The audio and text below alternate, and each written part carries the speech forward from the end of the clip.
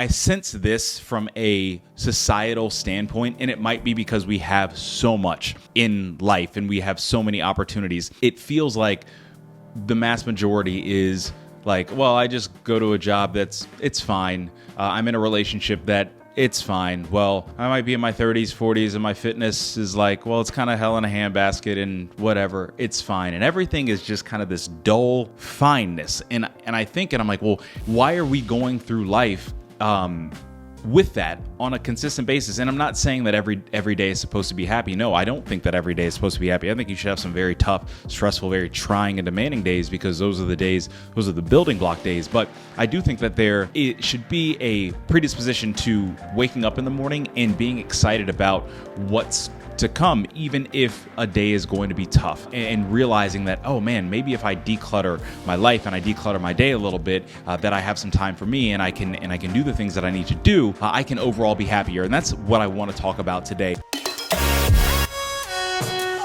Assess your mental, emotional, spiritual, and relational needs. This is like all encompassing. From a spiritual standpoint, you might have a different faith, completely fine.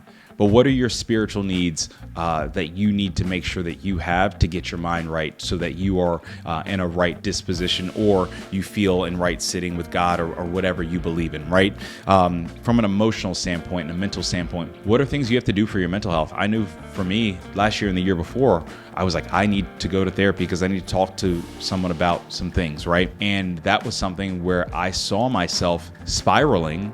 And you would never see it from the outside, because that's when career was taking off. That's when, okay, we're buying a house. That's when all this other type of stuff. But mentally, every day, I was like, I'm going down a dark hole, in the sense of, this does not feel good. And I'm developing these mental patterns and mental habits, and I'm becoming so pessimistic. I'm becoming so stuck in the past. I'm becoming, someone who is more so, going through day to day, feeling a little bit more depressed than I would have wanted to. So I need to talk to someone, and I need to get help in this, because if I do not, then I'm not going to be of service to myself, and I'm not going to be of service to other people, right? So assessing what your mental needs are. And sometimes your mental needs might not be, hey, I need to go speak to a therapist. It might be, hey, for 5 minutes a day, I just need to go take a walk. I just need to have some alone time. I just need to play video games for 10 minutes. I just need to decompress for some time. It varies, but making sure that you have those needs met and that you do those things, it's going to be happier. You're going to be happier. There's a thing, the 5:30 fight. It's like after couples get home,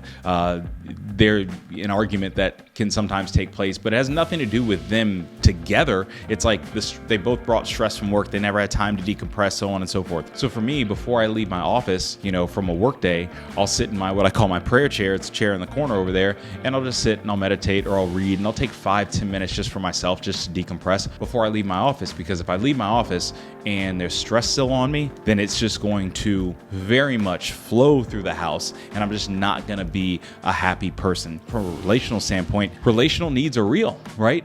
You have two people. If you're in a relationship, there are two people that are different people, that have different viewpoints, that have different walks of life, that have done different things throughout their life, that have operated differently.